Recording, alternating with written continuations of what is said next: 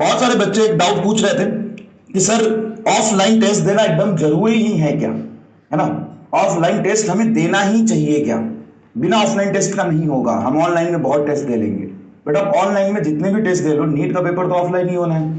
अगर नीट का पेपर कभी सीबीटी हो ही नहीं सकता कमिंग 3-4 साल में, क्योंकि इंडिया का इंफ्रास्ट्रक्चर इतना डेवलप नहीं है कि 22 लाख बच्चों का पेपर वो करा पाए।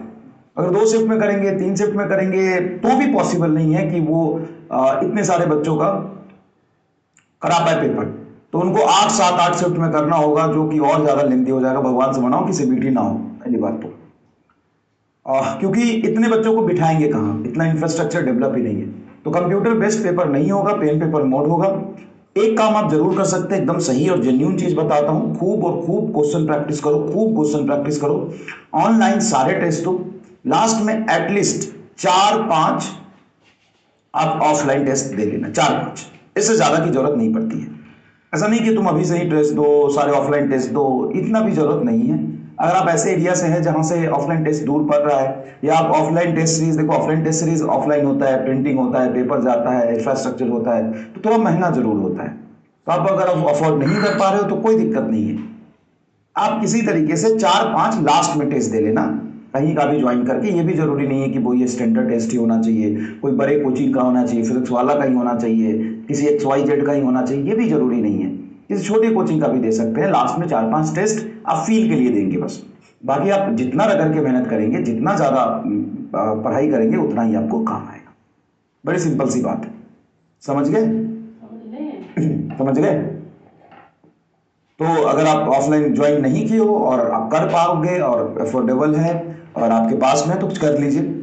और फिजिक्स वाला का टेस्ट पेपर बहुत इंप्रूव हो गया है ना, बहुत अच्छे पेपर बनते हैं, बहुत अच्छा। पहले तो देखो स्टार्टिंग में जब भी होता है 1-2 साल थोड़ा सा वो रहता ही है, बट आप जितने भी पाठशाला है, जितने विद्यापीठ है, वहाँ पे ऑफलाइन टेस्ट होता है, आप ज्वाइन कर सकते हैं। ठीक है, चलिए।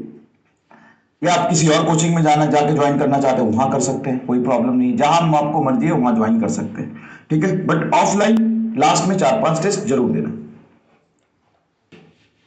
यकीन प्लस पे थोड़ा सा होल्ड किया हुआ है W faculty oscillation and management society ने।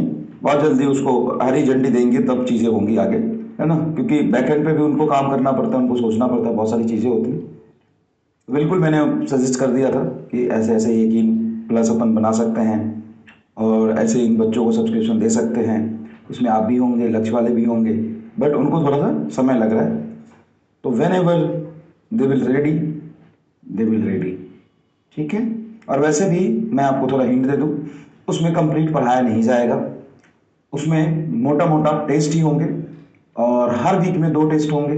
बहुत सारे टेस्ट प्लान करके दिए हैं, short test, long test, unit wise test, complete 11th का टेस्ट, 4-4 चैप्टर के सेट का test, short test, long test, week में टेस्ट, और उसके कुछ अच्छे क्वेश्चंस की प्रैक्टिस, है ना, अच्छे लेवल की क्वेश्चन की प्रैक्टिस।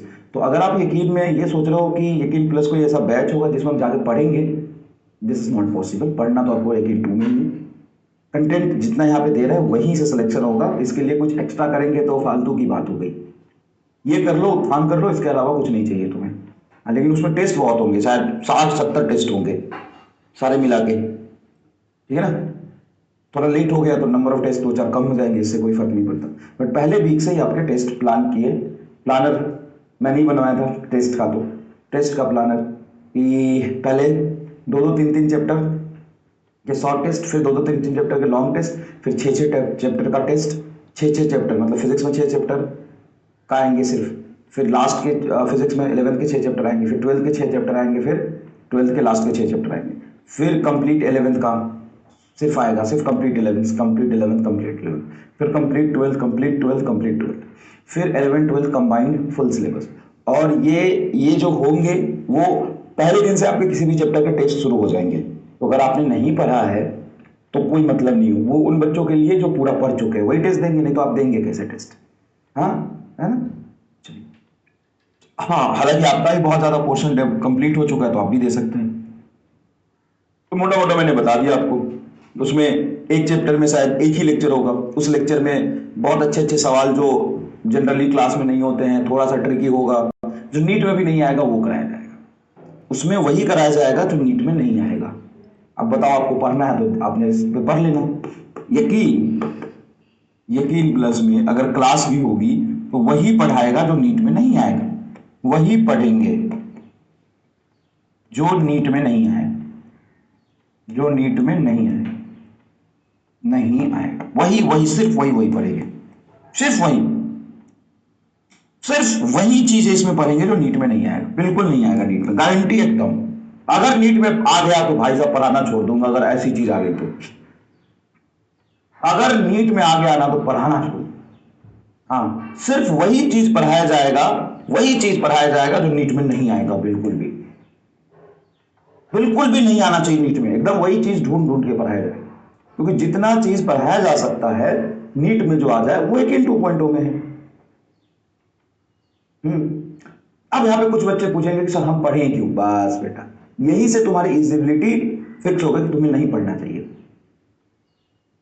ऐसा क्यों? बस तुम्हारे पास दिमाग ही नहीं है। फिर जिसके पास दिमाग है वो पढ़ लेगा, वो उसके पास इसका जवाब भी पता है कि ये क्यों, तो ये जवाब भी पता है कि ऐसा क्यों, उसको जवाब पता है, उसको बताने की जरूरत नहीं है। और तुमको अगर इसकी जवाब ढूंढने की कोशिश करेगी सर ऐसा क्यों, फिर तुम क्यों पढ़ेंगे? बस तुमको नहीं पढ़ना है। अब यहां से एलिजिबिलिटी क्राइटेरिया फिक्स हो गई कि किसको पढ़ना चाहिए। जिसको ये लग रहा है कि नहीं सर ये हम क्यों पढ़ेंगे भाई जब नीट में नहीं आएगा, तो और नहीं आएगा 100%, मैं गारंटी देता हूं, मैं यहां पे गारंटी देता हूं नीट में बिल्कुल नहीं आएगा, वही पढ़ेंगे। ठीक है, तो हम तो नहीं पढ़ेंगे सर, हम मत पढ़ो। सर मैं समझ गया क्यों पढ़ना चाहिए, मैं तो पढ़ूंगा। हाँ तो पढ़ो,